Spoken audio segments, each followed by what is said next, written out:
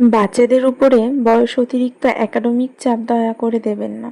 ইদানিং বেশ কিছু পোস্ট দেখতে পাচ্ছি গ্রুপে, যেখানে মায়েরা বাচ্চার পড়াশুনো নিয়ে খুবই চিন্তিত। সেটা একদমই স্বাভাবিক, কিন্তু ব্যাপারটা অস্বাভাবিক তখনই হয়ে দাঁড়ায় যখন চাপটা বা চিন্তাটা বয়সের তুলনায় বেশি হয়ে যায়।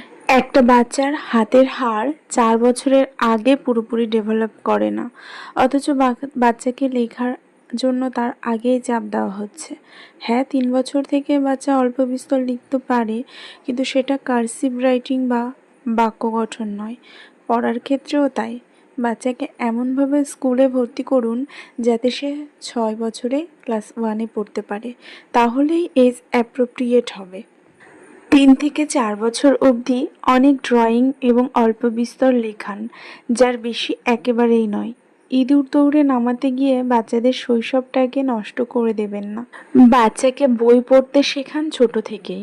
6 মাস থেকেই ফ্ল্যাশ কার্ড, 1 বছর থেকে বোর্ড বুক, এসব একদম দিতে পারেন। কিন্তু তা বলে 3 বছর থেকে দয়া করে কার্সিভ রাইটিং বা বাক্য গঠন শেখাবেন না। আর যেই স্কুল এসব শেখায় তা বয়কট করুন। আজকাল মায়েরা ভাবে যত তাড়াতাড়ি ক্লাস 1-এ উঠবে তত ভালো, কিন্তু সেটা যে শিশুদের কতটা চাপ দেয় তা আপনারা বুঝবেন না।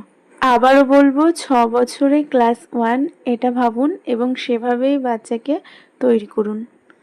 এতদিন আমি নিজে যা ভেবেছি ঠিক সেই রকম একটা লেখা আমি পেয়েছি, সেই জন্য আমি ভাবলাম যে আমার মতো আরও অনেকেরই হয়তো এই জিনিসগুলো জানা দরকার, তাই আমি এই ভিডিওটা পোস্ট করলাম।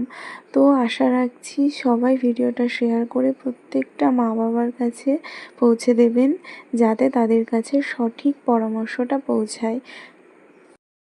আমি সত্যিই ভাবতে পারি না যে এখনকার মা বাবারা কতটাই নিজেদের ছেলে মেয়েদের প্রতি উচ্চাকাঙ্ক্ষা রাখেন। মানে তারা এমন, আমি নিজেও একজন প্রাইভেট টিউটার, মানে আমি পড়াতাম আগে। এখন বাচ্চা ছোটোর কারণে বা সাংসারিক অনেক কাজকর্মের জন্যে পড়াতে পারি না। মানে আমার বিয়ের আগে আমি পড়াতাম। তো সেই এক্সপিরিয়েন্স থেকেই বলছি যে এমন অনেক স্টুডেন্ট আছে যাদের সেই জিনিসটা ধরার ক্যাপাবিলিটি নেই, কিন্তু তার মা বাবার সেটা ধরতে হবে।